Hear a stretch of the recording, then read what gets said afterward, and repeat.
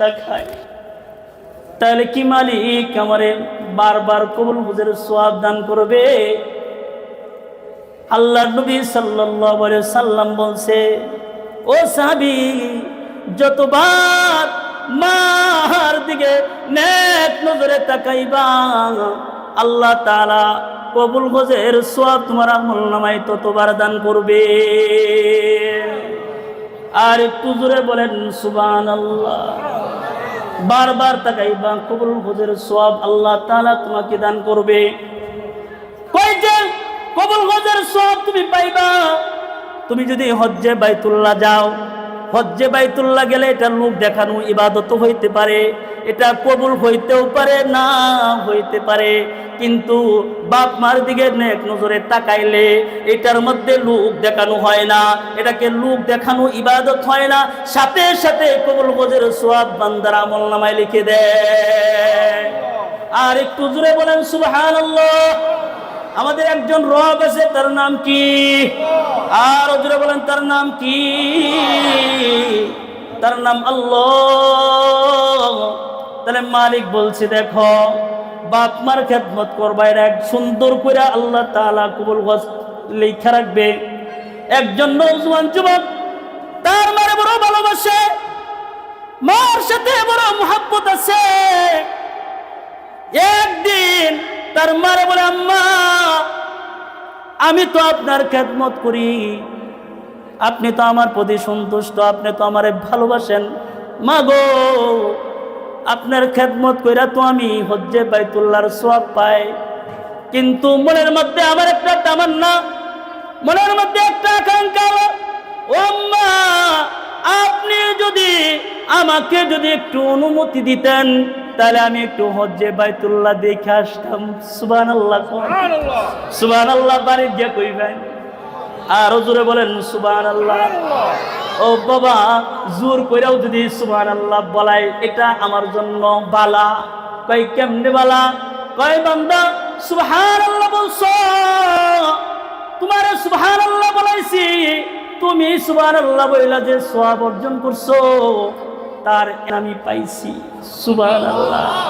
কই সুবহানাল্লাহ এটা তোমার আপন, আলহামদুলিল্লাহ এটা তোমার আপন, এইটা তোমার সাথে কবরে যাবে। কথা বলেন ঠিক না বেটি? সুবহানাল্লাহর ওয়াজ না করলে বোঝা যাইতেছে আপনাদের ভিতর থেকে সুবহানাল্লাহ বেরিত না। সুবহানাল্লাহর একটু ওয়াজ করে যায়, আছেন তো ইনশাআল্লাহ। দুইজন যুবক, একই দিনে জন্ম, একই দিনে মৃত্যু, আমলও তাদের সমান সমান। কথা বুঝতেছেন? আমলও সমান সমান, একই দিনে জন্ম, একই দিনে মৃত্যু। আল্লাহ তাআলা দুইজনকে জান্নাত দান করছেন। সুবহানাল্লাহ। আল্লাহ তাআলা দুইজনকে জান্নাত দান করছেন। তো আল্লাহ তাআলা দুইজনকে জান্নাত দান করছেন, কিন্তু একজনের জান্নাতের ভিতরে আল্লাহ তাআলা সুন্দর একটা আওয়াজ তৈরি করছে, যে সুন্দর আওয়াজটা তার পাশের ভাইয়ের জান্নাতের ভিতরে নাই। সুবহানাল্লাহ। এই ভাই যখন তার ভাইয়ের জান্নাত পাশ কাটায় যখন আসে, তখন থেকে তার জান্নাতের ভিতর থেকে সুন্দর একটা আওয়াজ বাইসা আসে। এবার এই বান্দা জিজ্ঞেস করে, আল্লাহ দুইজনের জন্ম একই দিনে, মৃত্যু একই দিনে, আমলও সমান সমান, দুইজনই তো জান্নাত দান করলাম, তারা জান্নাতের ভিতরে এত সুন্দর আওয়াজ দিছো, আমার জান্নাতের ভিতরে তো সুন্দর তো আওয়াজ নাই। ও মালিক, জানবার চাই আমার সুন্দর আওয়াজ আমার জান্নাতের ভিতরে নাই কেন?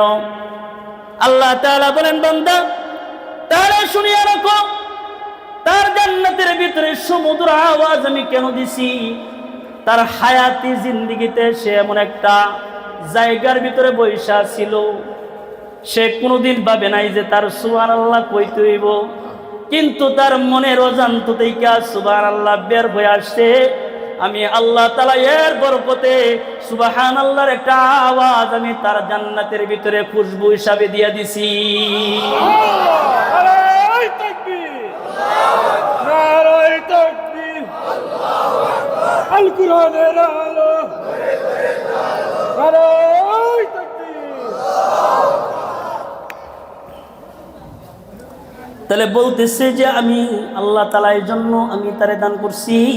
শুধু তাই নয়, নবীজি হাদিসের মধ্যে বলেন, কেউ যদি একবার সুবহানাল্লাহ বলে, আসমান এবং জমিনের মধ্যবর্তী যে ফাঁকা জায়গা আছে আল্লাহ তাআলা বান্দার জন্য সওয়াব দিয়া ভরপুর বানায়া দেয়। এটা তো তিনি একজন রব, আমাদের বড় মুহাব্বত করেন, বড় ভালোবাসেন। এজন্য সুবহানাল্লাহ আলহামদুলিল্লাহ বলতে রাজি আছেন তো ইনশাআল্লাহ? এই যুবক এবার গিয়া বলে, মা একটু অনুমতি দেন, হজ্জে বাইতুল্লাহ কইরা আসি, বাইতুল্লাহর একটু দেখে আসি। বাইতুল্লাহর মুহাব্বত আছে না নাই? বাইতুল্লাহর মুহাব্বত দিলের মধ্যে রাখা, এটাও একটা ঈমান। বাইতুল্লাহর মুহাব্বত এই যুবকের ভিতরে ঢুকছে। এবার বলে, আম্মা আমাকে একটু অনুমতি দেন, আমি একটু যাই। মা চোখের পানিগুলো ঝর্ণার মতো ছেড়ে দেয়। কই বাপরে, তুই যদি চলে যাস, হজ্জে বাইতুল্লাহ তো অনেক দিনের সময়, তুমি যদি চলে যাও, তুমি ছাড়া তো আমার কেউ নাই, তুমি তো আমার একমাত্র সম্বল। আমি অসুস্থ হইলে তুমি আমার টানাটানি কইরা সুস্থ বানাও, আমার খেদমত তুমি করো। তুমি হজ্জে বাইতুল্লাহ যদি চলে যাও আর আমি মা যদি মরে যাই, আমারে কে কবরে নিয়ে নামবে? কে আমার কবরের মধ্যে এক মুষ্টি মাটি আমারে দিবে? বাপরে যাইস না, বাপ যাইস না। মার কান্না দেখা সন্তান হজে যাওয়া বাদ দিছে। কিন্তু আবার যখন বছর গইরা বছর আসছে, হজের মৌসুম আসছে, হজের মৌসুম আসার পরে আবার মার কাছে গিয়া বলে, মা একটু অনুমতি দাও, বাইতুল্লাহ দেখা আসি, বড় শখ মা আমার। মা আবার কান্দা দিছে, সন্তান আমার কেউ নাই, তুই চলে গেলে আমার কে দেখবো? বাজান রে, ছোটবেলায় তোরে রাইখা তো আমি কোনোদিন বাইরে যাই নাই, কোথাও গেছি তোরে কুলে কইরা কইরা লয়ে গেছি। বাজার, কখন তোর দুধের পিপাসা লাগবে, কখন তুই ঘুম থেকে উইটা তুই আমারে ডাকবি বাবা। এজন্য কোনোদিন একা একা কোথাও যাই নাই। বাপরে যাইস না। মার কান্না দেখা সন্তান আবার হজ্জে বাইতুল্লাহ যাওয়া বন্ধ করছে। এইভাবে বছর যায়, মাস আসে, বছর যায়, মাস আসে, মাস যায়, বছর আসে। বাপ যখন সন্তান যখন মার কাছে যায়, মা বারবার কান্দা দেয়। এবার ছেলে চিন্তা করছে, 7 বছর হয়ে গেছে, মা তারে অনুমতি দেয় না হজ্জে বাইতুল্লাহ যাওয়ার। ছেলে চিন্তা করছে, এখন যদি আমার মা আমারে অনুমতি না দেয় তাও যাবো। কারণ তার ভিতরে এশকে কাবা ঢুইকা গেছে, কাবার মোহাব্বত ঢুইকা গেছে। এটা কি খারাপ জিনিস নাকি? কাবার মোহাব্বত তার দিলের মধ্যে ঢুকছে। কাবার মোহাব্বত ভালোবাসা তার দিলের ভিতরে ঢুকছে।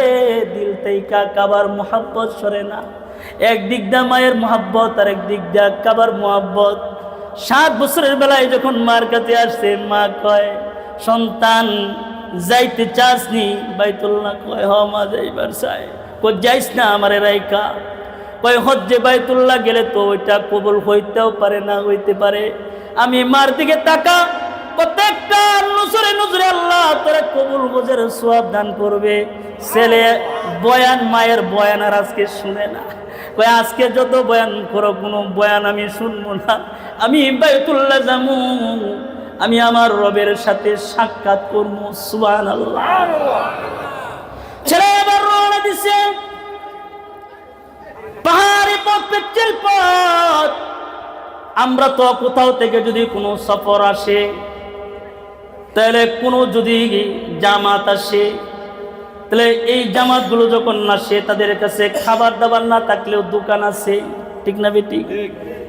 ওখানে বৈশা কিছু খাইতে পারে, জায়গায় জায়গায় চা খাইতারে, বিস্কুট খাইতারে। কিন্তু আগে গেলে চা বিস্কুট এরকম দোকান ছিল না, এত এত বাড়িঘর ছিল না। পাহাড় পর্বতের রাস্তা বেয়ে তারা হজ্জে বাইতুল্লাহ গেছে। কিন্তু এই ছেলেটার বাড়ি হজ্জে বাইতুল্লাহ থেকে এই ছেলের বাড়ি এরকম দূরত্ব হবে যে 1 মাসের রাস্তা।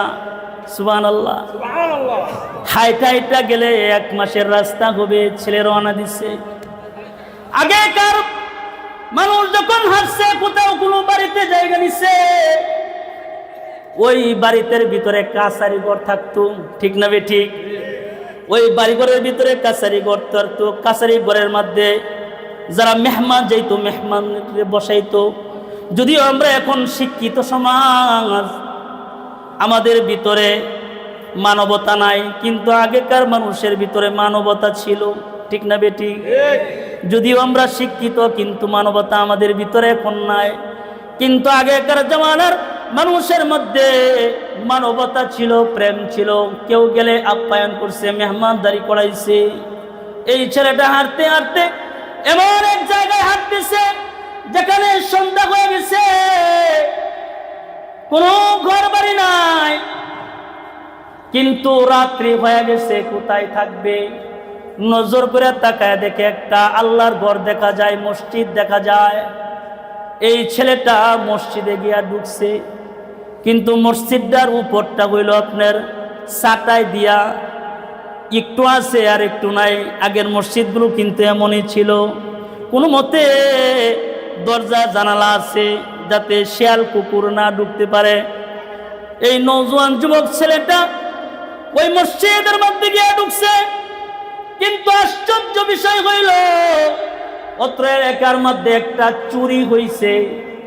চোর যখন চুরি করে সবাই টের পায়া গেছে, চোরকে দৌড়ানি দিছে, চতুর্দিক থেকে চোরকে বেষ্টন করে ফেলাইছে।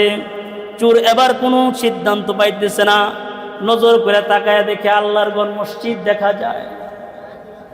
কই বাজা গেছে, মসজিদের ভিতরে গিয়ে ঢুকছে চোর। গিয়া দেখে হজ্জে বাইতুল্লাহ সফরকারী আল্লাহর বান্দা নাক ডাইকা ঘুমাইতেছে। চোর ভাবছে আমার তোরে হাই নাই ধরলে কি করা যায়। চোরের পুটলা ছিল, এইটা হজ যাত্রীর মাথা বরাবর রাইখা সে দেয়াল টপকায়া চলে গেছে।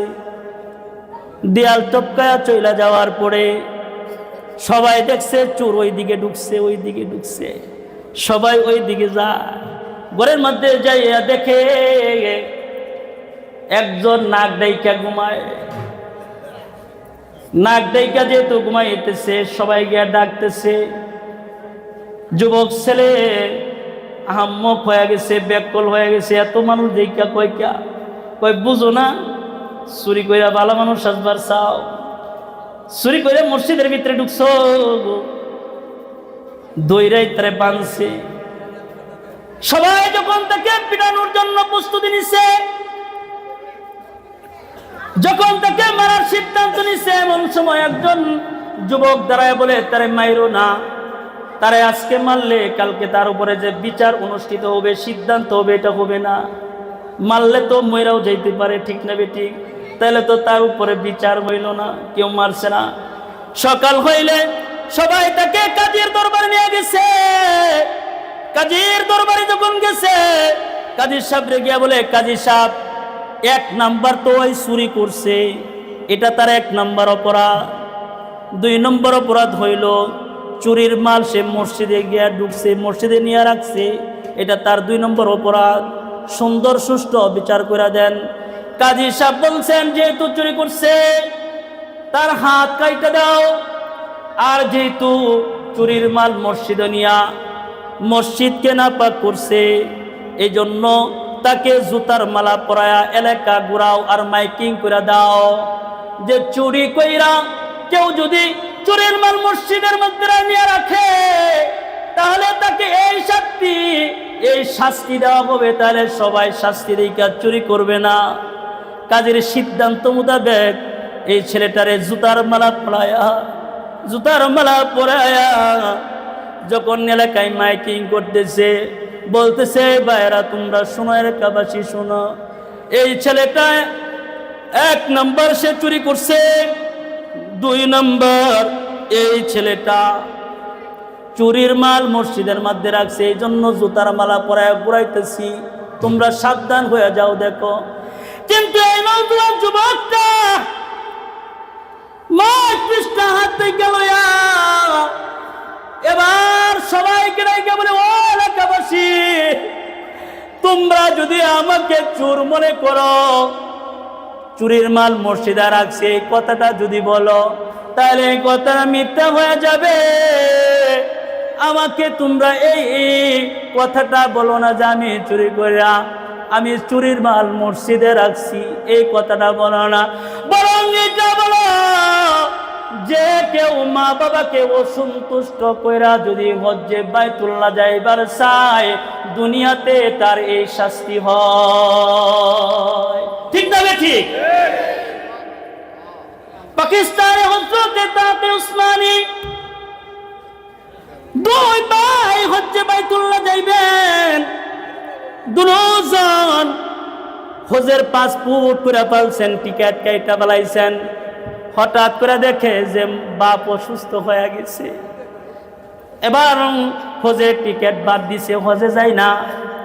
কিছুদিন পরে আবার কিছু জনা জিজ্ঞেস করছে, হযরত আপনার না হজ্জে বাইতুল্লাহ যাওয়ার টিকিট ছিল, আপনি কি হজ্জে বাইতুল্লাহ যান নাই? কয় না। কয় কেন যান নাই? আমার বাপ যে ঘরের মধ্যে অসুস্থ, আমি হজ্জে বাইতুল্লাহ গিয়া কি করব? কিন্তু একটা আশ্চর্য মেসেজ শুনিয়া রাখো, একটা হজ বাপের জন্য, বাপের খেদমতের জন্য চাইরা দিছি। বাপ আমারে টান দিয়া বলছে, বাপরে হজ্জে বাইতুল্লাহ যাইবি না? বলছে, আব্বা আমি হজ্জে বাইতুল্লাহ যাব না, তোমার খেদমত করবো। বাপ এই কথাটা শুই না সন্তুষ্ট হওয়া ছেলের মাথাটার উপরে এইভাবে হাত দিয়া বলছে, বাপ রে করে যেন আল্লাহ হজ্জে বাইতুল্লাহ কবুল করে। আশ্চর্য বিষয় হইল, আমার বাপ যখন আমারে হাতটা দিয়া আমার বাপ আমারে দোয়া করছে, আমি প্রতি মাসে হজ্জে বাইতুল্লাহর দরজা মালিক আমারে দেখায় যে, আমার মালিক আমারে প্রতি মাসে বাইতুল্লাহর চৌকাঠ দেখায়। শুধু বাপের দোয়া, শুধু বাপের দোয়ার জন্য, বাপের দোয়ার জন্য। আল্লাহ নবী সাল্লাল্লাহু আলাইহি সাল্লাম বলছেন, আল ওয়ালিদু আওসাতু আবওয়াবিল জান্নাহ ফাইন শি'তা ফা'দিয়া যালিকাল বাবি বিহফাজ। আল্লাহু আকবার বলেন। আল্লাহর নবী সাল্লাল্লাহু আলাইহি সাল্লাম বলছেন, ও দুনিয়ার মানুষ, তোমার বাপ হইল তোমার জান্নাতে যাওয়ার মধ্যম দরজা। সুবহানাল্লাহ।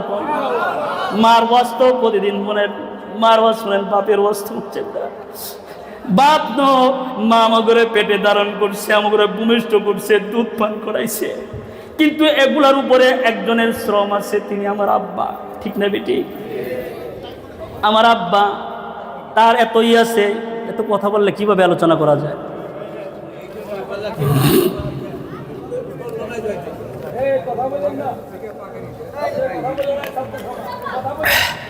গোবিন্দগঞ্জ গেছি, মানুষ তো পাহাড়ের মতো, কিন্তু সামনে যে এত কথাবার্তা, ওয়াজ কিতা করতো, ওয়াজ মাঝে মধ্যে ফলায় জাগা, কই যে জাগা হওয়ার টাইম নাই নন্দনা। শোনেন, যে কথা বলতেছিলাম, কি জানি বলতেছিলাম, বাবা বাবা বাবা জান্নাতের দরজা সমূহের মধ্যে মধ্যম দরজা। আল্লাহর নবী সাল্লাল্লাহু আলাইহি ওয়াসাল্লাম বলছেন, তুমি চাইলে এই দরজা তুমি হেফাজত করতে পারো, এই দরজা চাইলে তুমি এটা ভাঙ্গিয়াও দিতে পারো। তার মানে হইল বাপ হইল জান্নাতের মধ্যম দরজা। কেউ কি কোনো দরজা ভাঙ্গিয়া দিব নাকি? জোরে বলে। বাপের অনেক অনুদান আছে, বাপ যে কষ্ট করছেন সন্তানের জন্য। আল্লাহর নবী সাল্লাল্লাহু আলাইহি ওয়াসাল্লামের কাছে একজন বুড়া সাহাবী লাঠিতে বর দিয়া সন্তানের কাঁধের মধ্যে বর দিয়া নবীর কাছে আইছে।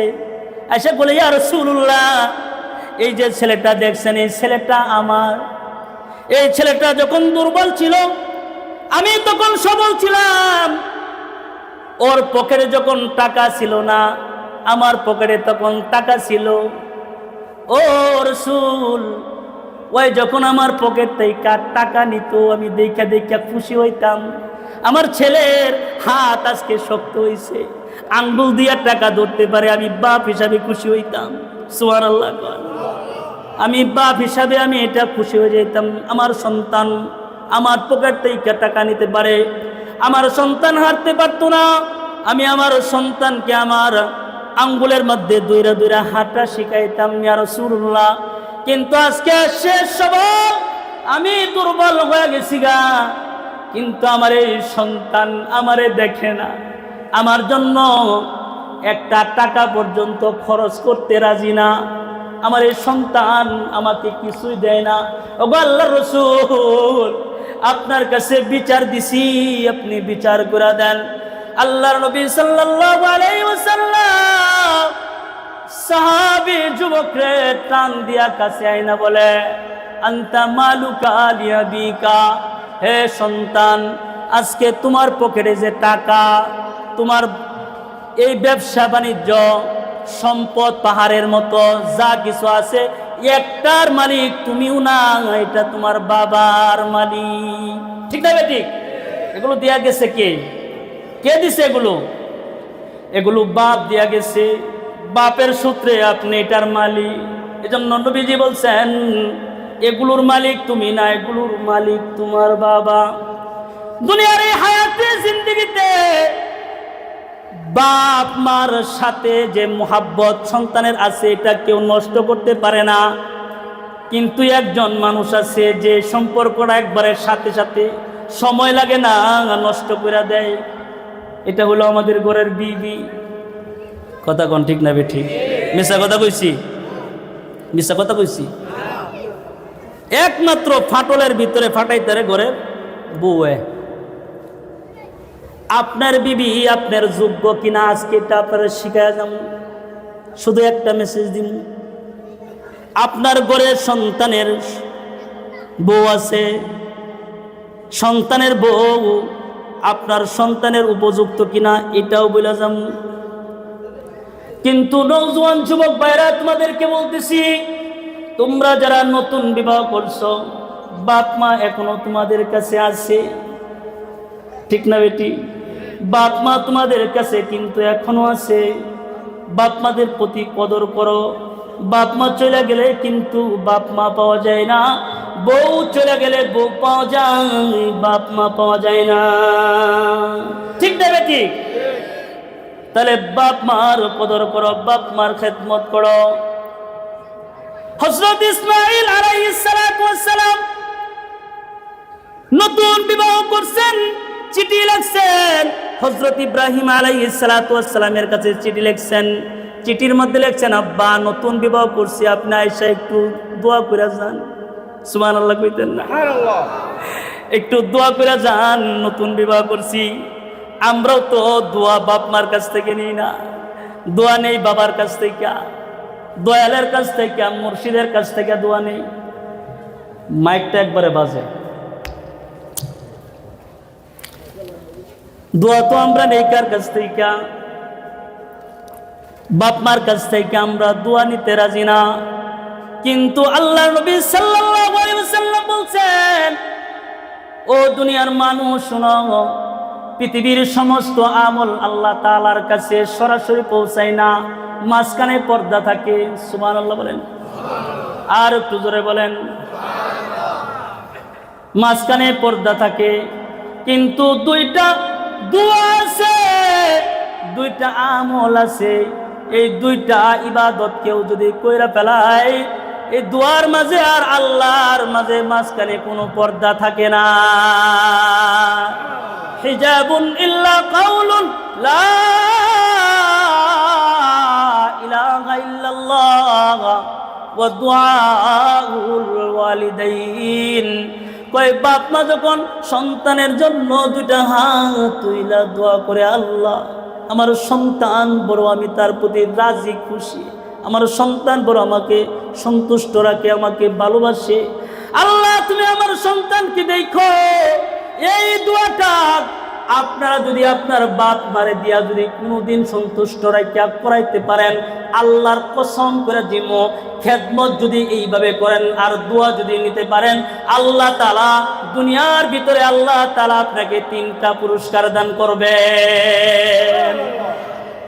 1 নম্বর পুরস্কার আল্লাহ তাআলা বলছেন, তোমার আয় রুজির মধ্যে বরকত হবে। সুবহানাল্লাহ। কই যে রুজির জন্য তুমি তালাশ করো বরকত পাও না, বরকত পাও না, কই আয় রুজির মধ্যে আল্লাহ তাআলা 1 নম্বর বরকত দান করবেন। 2 নম্বর তোমার সন্তানকে মানুষের মতো মানুষ বানাইবেন। 3 নম্বরে আল্লাহ তাআলা সুস্থ সুন্দর একটা হায়াত জীবন তোমাকে আল্লাহ দান করবে। সুবহানাল্লাহ বিহামদিহি। আবার 3 ব্যক্তির দোয়া সম্পর্কে নবীজি বলছেন যে 3 ব্যক্তি যদি দোয়া করে এই দোয়া যে কবুল হয় কোনো সন্দেহ নাই। সালাসাতু দাওয়াতি ইস্তাজাবু লাহুন্না লা শাক্কা ফীহিন্না দাওয়াতুল মাজলুম ওয়া দাওয়াতুল মুসাফির ওয়া দাওয়াতুল ওয়ালিদাইন। আল্লাহু আকবার বলেন। নবীজি বলছেন কোন মাজলুম যদি দোয়া করে তাহলে দোয়া করতে রাজি হয়, আসমানের মালিক এটা ফিরাইয়া দিতে আল্লাহ তাআলা দেরি করে না। সুবহানাল্লাহ বলেন। আল্লাহ তাআলা এটা ফিরাইয়া দেয় না, সাথে সাথে কবুল হয়ে যায় মালিকের দরবারে। সুবহানাল্লাহ বিহামদিহি। এজন্য দেখবেন না মজলুমরা যখন দোয়া করে আল্লাহ, জালেমরা বেশি জুলুম করতেছে, আল্লাহ কই রাগ রাগ, ঠিক না বেটি?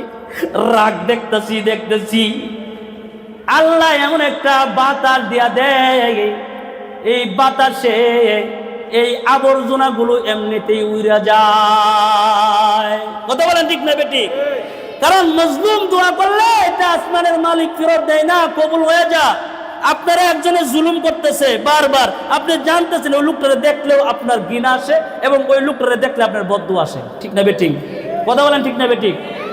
তো ওই জুলুম যারা করতেছে আর জুলুম যে সইতেছে, এই মজলুম দোয়া করলে আসমানের মালিক ফেরায় দেয় না, মুসাফির দোয়া করলে ফেরত দেয় না, সন্তানের বাপ মা সন্তানের লাগে দোয়া করলে ফিরায় দেয় না। সুবহানাল্লাহ বিহামদিহি। তাহলে চিঠি লিখছেন, আব্বা নতুন বিবাহ করেছি, আপনাকে দাওয়াত। বাপ যখন চিঠি পাইছেন, চিঠি পাওয়ার সাথে সাথে সুদূর সিরিয়া থেকে এবার এসেছেন বাইতুল্লাহ। আয়েশা বাপে ডাক দিছেন, বাড়ির পাশ দিয়ে ডাক দিছে ইসমাইল। ঘরের ভিতর থেকে কর্কশ একটা আওয়াজ বের হয়েছে, কঠিন আওয়াজ বের হয়েছে, যা আওয়াজটা হযরত ইব্রাহিম আলাইহিস সালামের পছন্দ হয় নাই। ঘরের ভিতর থেকে এমন আওয়াজ বের হয়েছে। হযরত ইব্রাহিম আলাইহিস সালাম বলে, আমার ইসমাইল কি বাড়িতে আছে? কই তারি না, কই গেছে এই তো জানি না। হযরত ইব্রাহিম আলাইহিস সালাম এবার যাওয়ার সময় বলে যাইতেছেন, হযরত ইসমাইল আলাইহিস সালামের বিবিকে বলতেছে, আমি চলে যাইতেছি, আমার ইসমাইল যদি বাড়িতে আসে তাহলে আমার ইসমাইলকে বলবা ঘরের চৌকাঠ দরজার সাথে মিসিং হয় নাই, দরজা যেন পরিবর্তন করে। সুবহানাল্লাহ। চৌকাঠ যেন পরিবর্তন করে, চৌকাঠ দরজার সাথে মিসিং হয় নাই, সুন্দর হয় নাই, এই কথা বলে গেছে। হযরত ইসমাইল আলাইহিস সালাম যখন আসছেন, বিবি এবার ডাক দিয়া বলে, সুদূর থেকে সিরিয়া থেকে একজন মুরব্বী আসছিলেন, আয়েশা আপনাকে খুঁজছিলেন, আপনাকে ডাক দিছিলেন। হযরত ইব্রাহিম, হযরত ইসমাইল আলাইহিস সালাম তিনি বুঝে ফেলছেন যে সুদূর থেকে কে আর আসতে পারে আমার বাপ ছাড়া? কে আছে? আমার তো চাচা নাই, আমার মামা নাই, আমার ভাই নাই, আমার বাপ ছাড়া এত দূর থেকে আমার কে দেখবার আসে? হযরত ইসমাইল আলাইহিস সালাম বলে, বিবি রে, ওই সিরিয়ার মুরব্বী কি আমার বাড়িতে ঢুকছিল? কয় না। কই তুমি জানো নি সে কে? কই কে? কই সে হইল আমার আব্বা। ওই সিরিয়াতে আমার দেখার মতো আমার কেউ নেই, আমার বাপ আইছিল বিবি রে, আমার বাপ যে চলে গেছে তোমার কিছু বলে গেছে? কহা। কই কি বলছে? কই তোমার বাপ যাবার সময় বইলা গেছে ঘরের চৌকাটটা দরজার সাথে মিসিং হয় নাই, চৌকাট যেন পরিবর্তন করে। নবীর ছেলে তো নবী, ইঙ্গিত বুঝা ফেলাইছে। বিবিরে ডাক দিয়ে কই বিবিরে তোমার সাথে আমার আর সংসার হবে না। কই কেন আমার সাথে সংসার হবে না? তুমি না আমারে বড় ভালোবাসো, মহাব্বত করো। হ্যাঁ বিবি, আমি তোমারে মহাব্বত করি, আমার বাপকে আমি মহাব্বত করি, ভালোবাসি। তোমার ভালোবাসার সাথে আমার বাপের ভালোবাসা মিলবে না, আলাদা আলাদা ভালোবাসা। বিবিরে, বিবি ছাইরা দিলে নতুন বিবি পাওয়া যায়, বাপ মাকে পাওয়া যায় না। ঠিক না বেটি? নতুন বিবাহ করে আবার চিঠি লিখছে, আব্বা নতুন চৌকাট পরিবর্তন করে ঘরের ভিতরে আবার নতুন আরেকটা চৌকাট লাগাইছি, আপনি দেখা যাবেন। সুবহানাল্লাহ। নতুন চৌকাট লাগাইছি, আপনি দোয়া করে যাবেন। হযরত ইসমাঈল আলাইহিস সালাতু ওয়াস সালাম যখন চিঠি পাইছেন, চিঠি পাওয়ার পর হযরত ইব্রাহিম আলাইহিস সালাতু ওয়াস সালামের চোখ দিয়া ঝর্ণার মতো পানি বের হয়। হযরত ইব্রাহিম আলাইহিস সালাতু ওয়াস সালাম কেন কান্দে? ওই ইব্রাহিম আলাইহিস সালাতু ওয়াস সালাম এই জন্য কান্দে, ওই বাপ বলছে, ইঙ্গিত দিছে বউ ছাইরা দেওয়ার জন্য। বিবি ছাইরা দেয়, বিবির জন্য বাবা মা ছাইরা দেয় না। সুবহানাল্লাহ। মালিকের কাছে দোয়া করছি। আমরা তো বিবির 2-3টা কথা বললেই বাপ মা আমাদের কাছে পর। ঠিক না বেটি? ওইদিকে যাবো না, একটু পরে।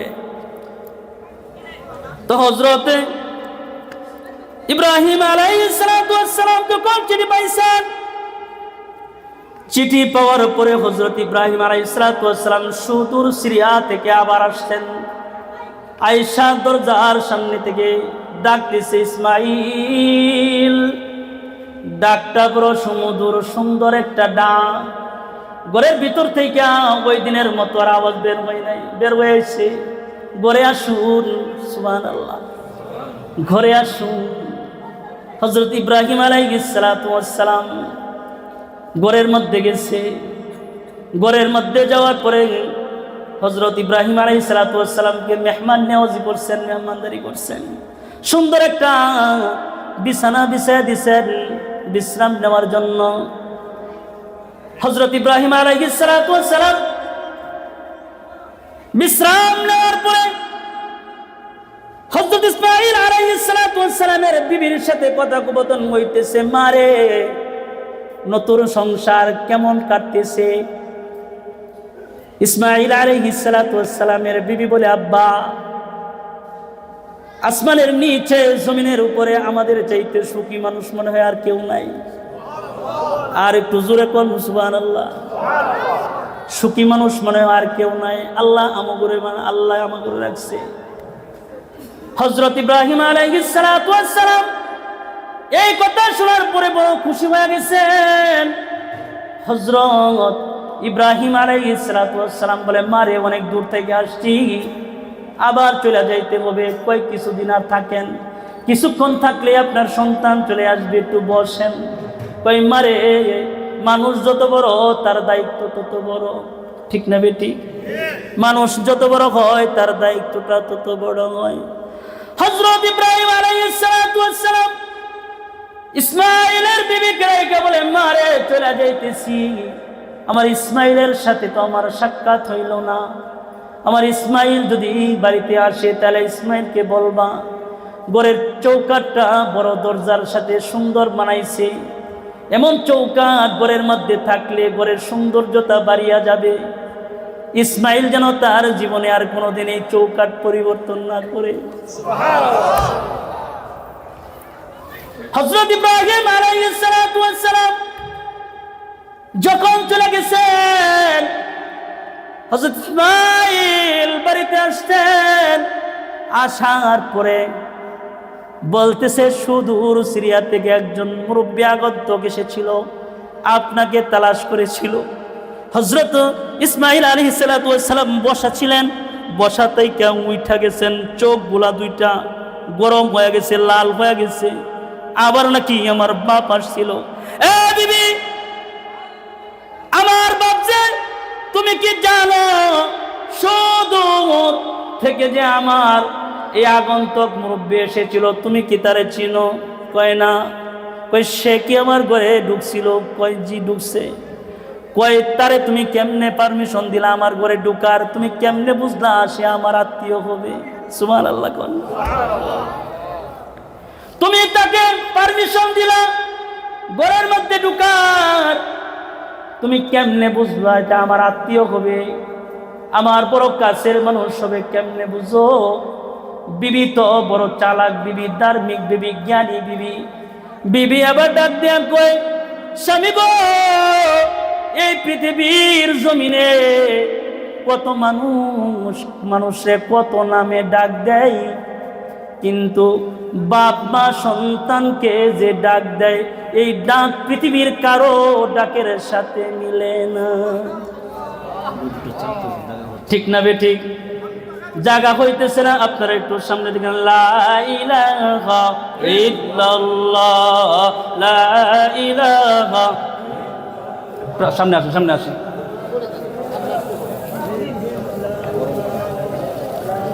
সামনে আসি, যারা দাঁড়ায় আছি বসে যায়। লা ইলাহা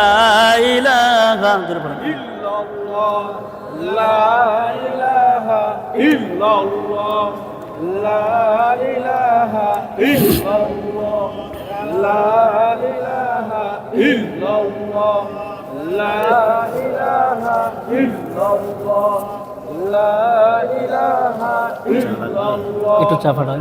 লা ইলাহা ইল্লাল্লাহ, লা ইলাহা ইল্লাল্লাহ, লা ইলাহা ইল্লাল্লাহ। আলহামদুলিল্লাহ।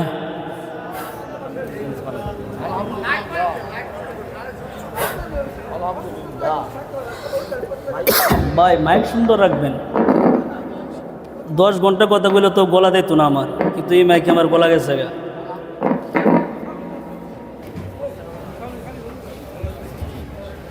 তো হযরত ইসমাঈল আলাইহিস সালাতু ওয়াস সালাম বলে, বিবি বাড়িতে ঢুকাইলা, ঘরে ঢুকাইলা, পারমিশন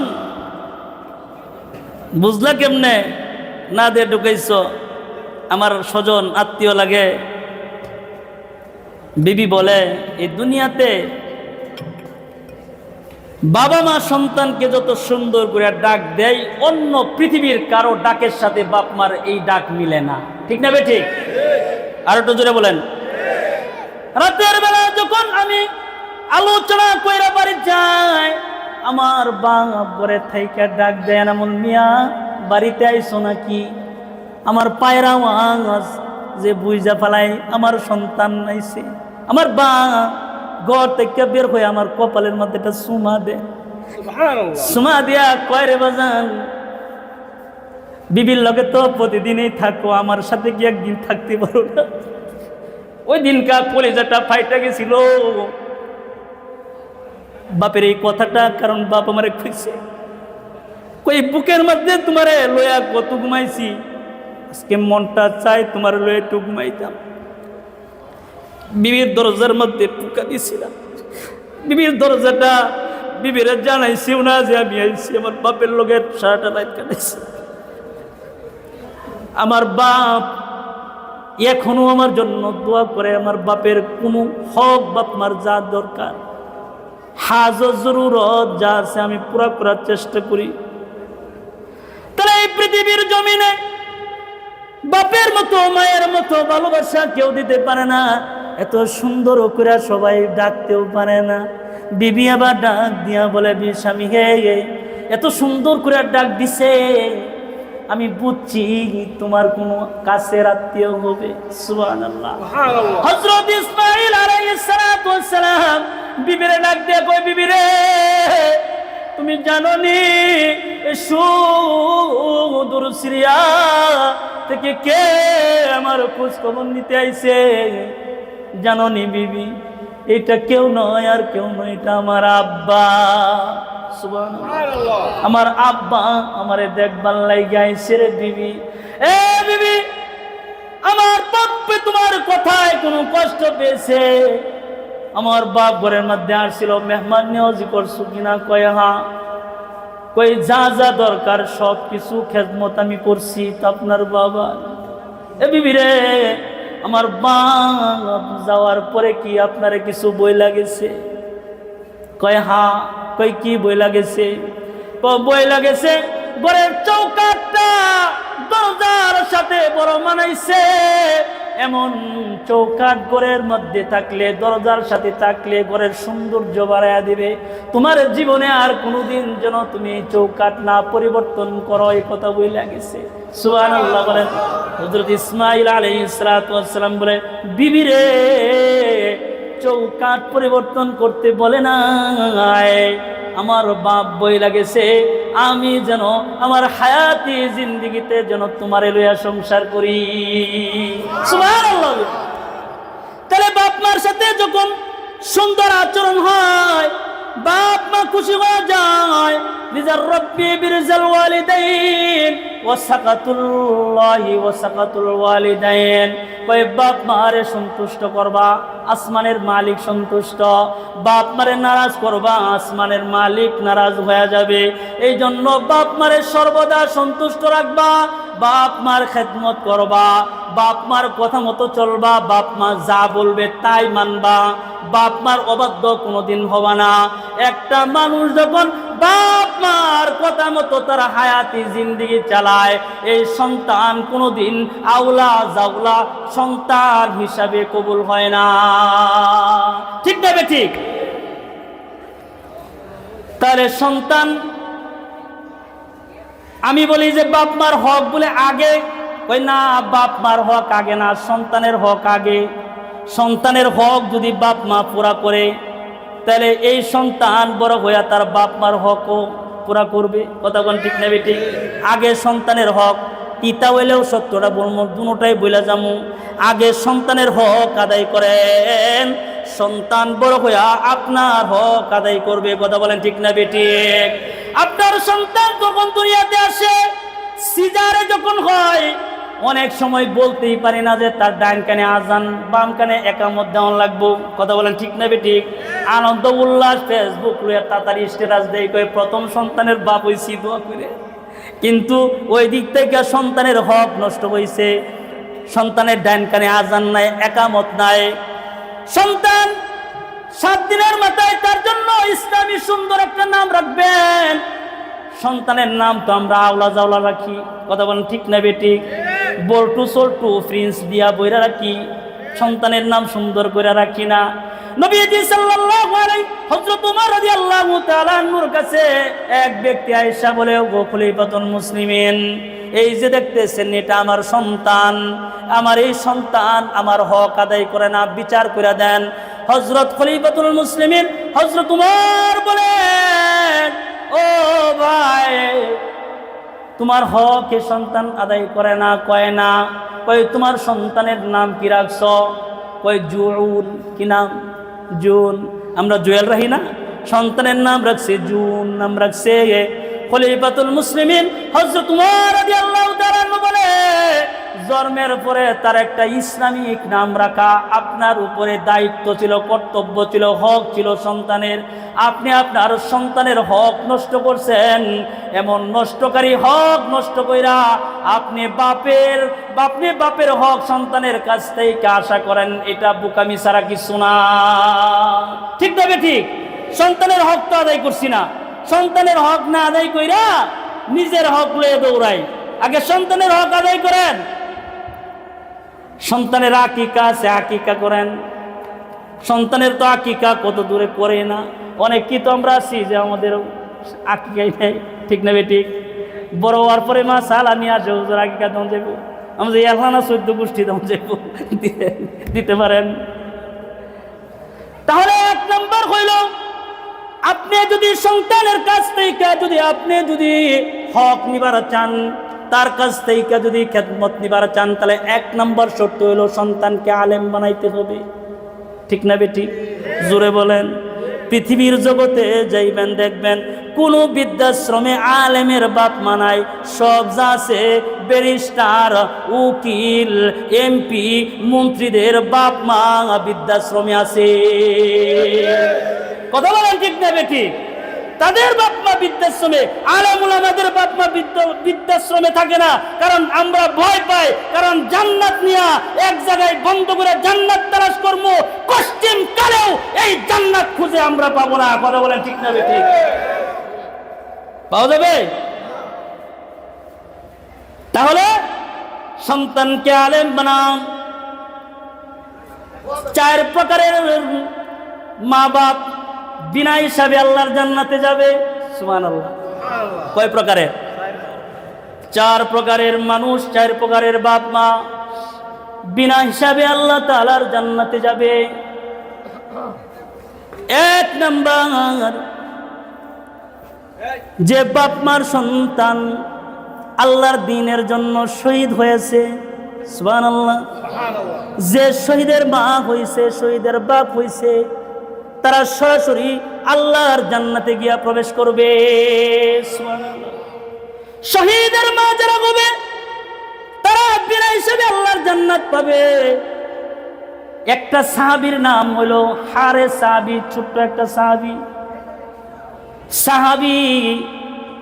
সাহাবীরা যুদ্ধে যাবে, নবীজি যুদ্ধে যাবে।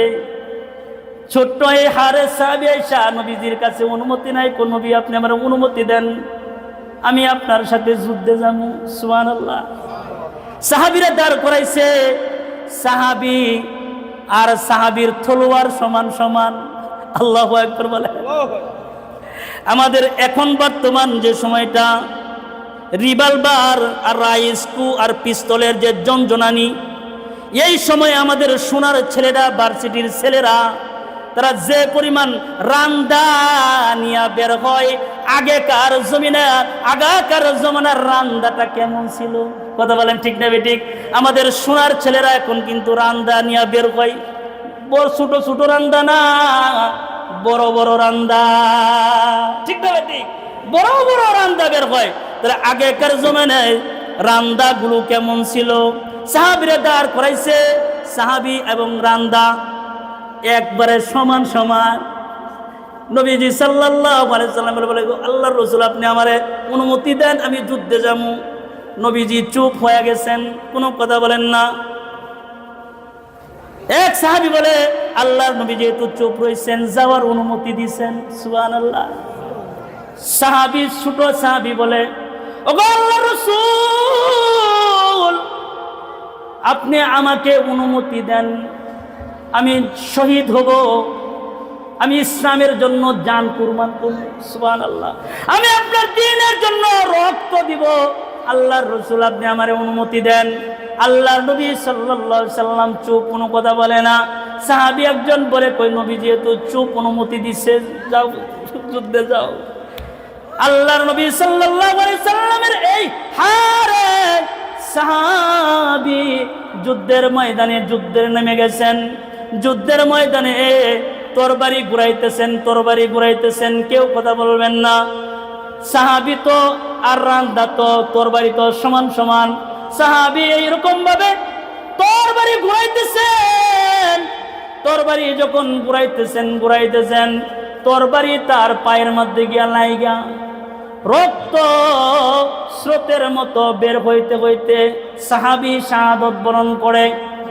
সাহাবী যখন শাহাদত বরণ করে, সবাই যখন যুদ্ধের ময়দান থেকে যুদ্ধ কইরা যখন সবাই মদিনার দিকে আসতেছে, যারা তার স্বামীকে যুদ্ধের ময়দানে পাঠাইছে, তার জন্য বিবিরা মদিনার কাছে আইসা আহলান সাহলা জানানোর জন্য দাঁড়ায় রয়েছে যে তার সন্তান পাঠাইছে।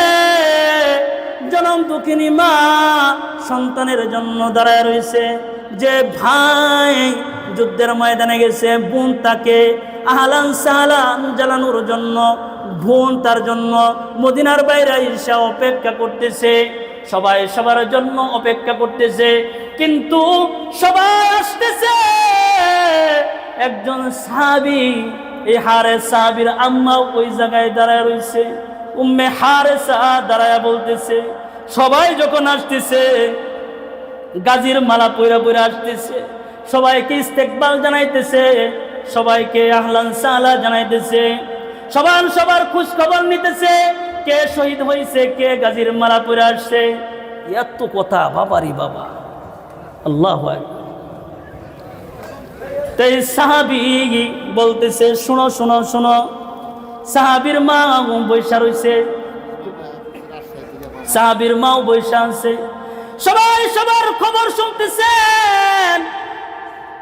কিন্তু এই উম্মে হারেসা এবার বলতেছে, সবাই তো সবার খবর দিতেছো, আমার বাচ্চাটা যে গেছে যুদ্ধের ময়দানে, আমার সন্তান কি শহীদ হয়েছে নাকি গাজীর মালা পইরা আসবে?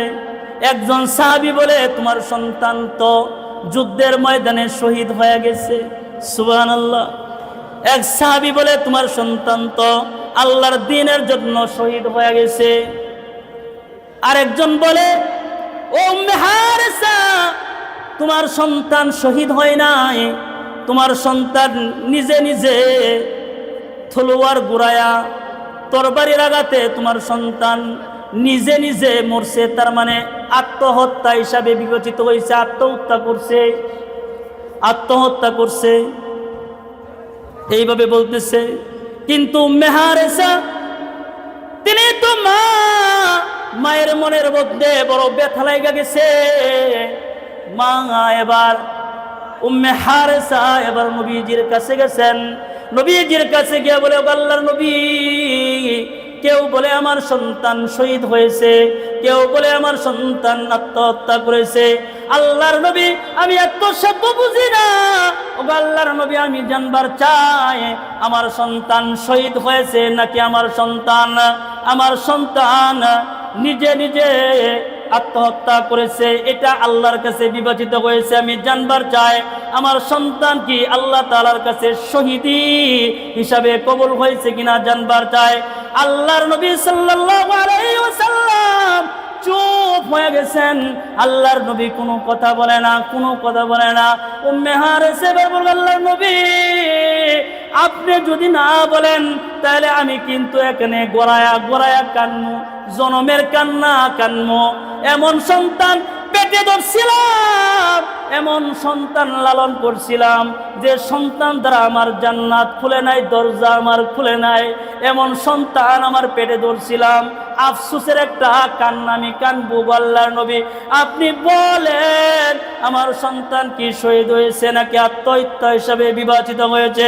আল্লাহর নবী চোখ দেখার পরে বলছে, ও উম্মে হারেসা, চোখের পানি মুছে ফেলাও, আর কান্দো না।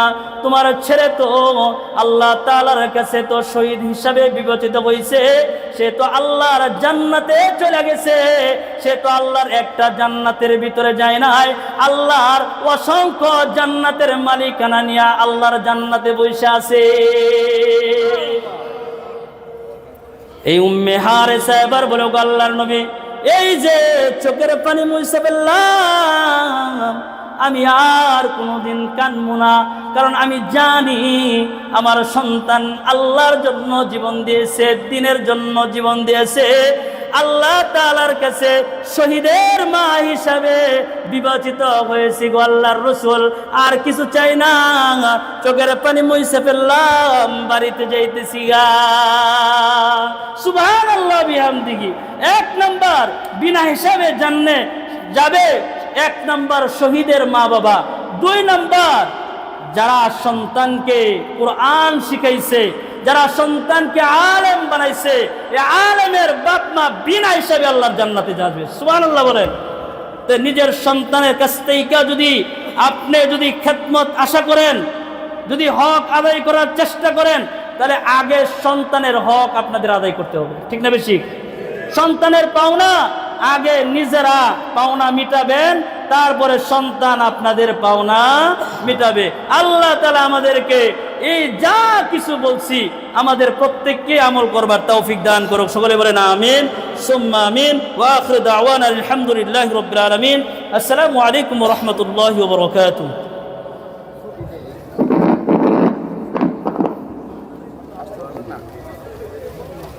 আমি চলেন। ও আচ্ছা আচ্ছা, জি ইনশাল্লাহ। আলহামদুলিল্লাহ,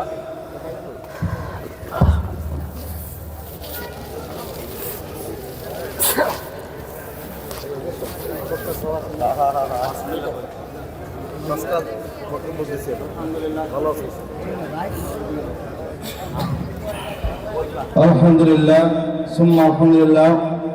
ধন্যবাদ হযরত মৌলানা এনামুল ইসলাম আইবি সাহেবকে অত্যন্ত চমৎকার আলোচনা শোনানোর জন্য।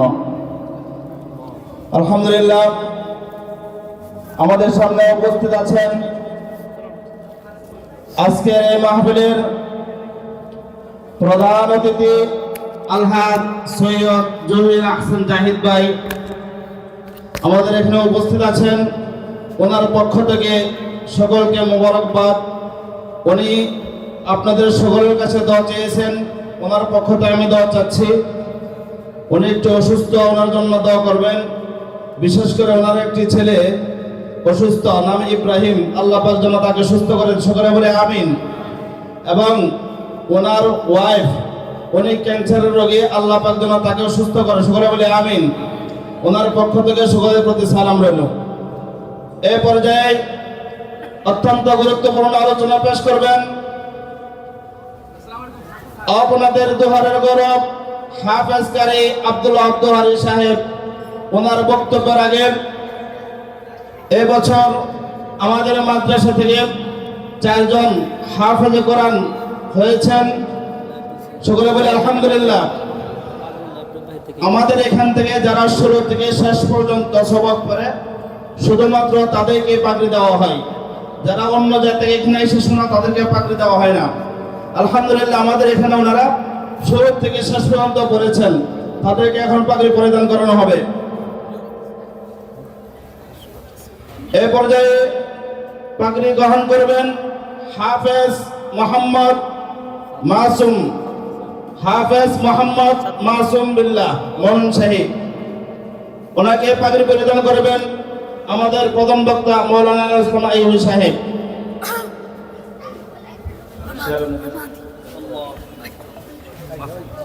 ওনাকে শেরওয়ানি পরানো হচ্ছে, শেরওয়ানি পরাবেন আমাদের অত্র মাদ্রাসার সুনামধন্য হাফেজ সাকিবুল ইসলাম। আমরা অত্যন্ত আজকে যে পাগড়ি এবং শেরওয়ানি হাফেজ সাহেবদেরকে পরানো হচ্ছে, তাদের পরনে যে জুব্বা এবং পায়জামা আছে, এগুলো স্পন্সর করেছেন, হাদিয়ে দিয়েছেন আমাদের সন্টেক মসজিদের সভাপতি চানমিয়া সাহেবের ছেলে জনাব জসিমউদ্দিন ডলার। জনাব জসিমউদ্দিন ডলার, সকলে বলে মারহাবা। আল্লাহ পাক এই হাফেজদের খেদমতের বদলতে ওনার সকল নেক মাকসাদ আল্লাহ পাক পূরণ করে দেন, এবং জসিম ভাইয়ের ছেলেকেও আল্লাহ পাক যুগশ্রেষ্ঠ সন্তান হিসেবে কবুল করুন। এ পর্যায়ে পাগড়ি গ্রহণ করবেন হাফেজ আবুল কালাম মানিকগঞ্জ, হাফেজ আবুল কালাম মানিকগঞ্জ। ওনাকে পাগড়ি পরিধান করাবেন আজকের বিশেষ বক্তা হাফেজ কারি আব্দুল্লাহ দোহারি সাহেব এবং আমাদের প্রধান বক্তার সমন্বয়ে।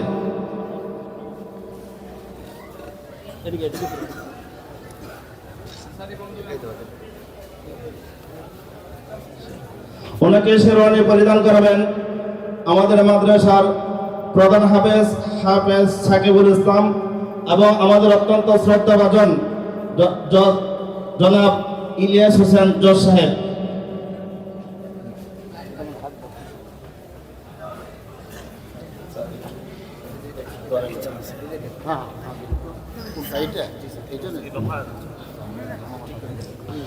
এ পর্যায়ে পাগড়ি গ্রহণ করবেন হাফেজ ওসমান গনি, হাফেজ ওসমান গনি মানিকগঞ্জ। ওনাকে পাগড়ি পরিধান করাবেন আমাদের প্রধান বক্তা এবং বিশেষ বক্তা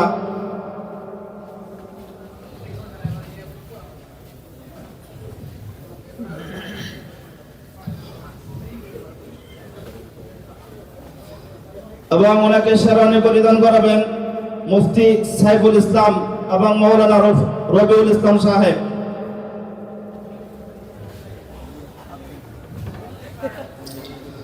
আমরা ভাই মোহাম্মদ জসিমউদ্দিন ডলারকে অত্যন্ত মোবারকবাদ এবং ধন্যবাদ সুন্দর একটা উপহার দেওয়ার জন্য।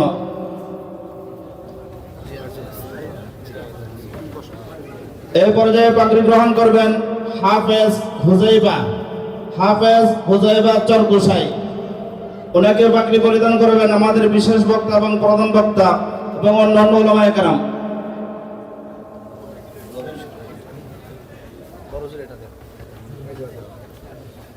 এবং শেরওয়ানি পরিধান করাবেন আমাদের হিফজ বিভাগের প্রধান শিক্ষক হাফেজ সাকিবুল ইসলাম এবং আমাদের অত্যন্ত শ্রদ্ধেয় বড় ভাই জনাব ইলিয়াস হোসেন জজ সাহেব। মাশাআল্লাহ, মারহাবা। এই সমস্ত কোরআনের পাখিদেরকে জন্য আমরা সকলে দোয়া করব, আল্লাহ পাক তাদেরকে যেন যুগ শ্রেষ্ঠ আলেমে দ্বীন বানিয়ে দেন। এবং আজকে পাগড়ি পরিধানের অংশগ্রহণ করার কথা ছিল আজকে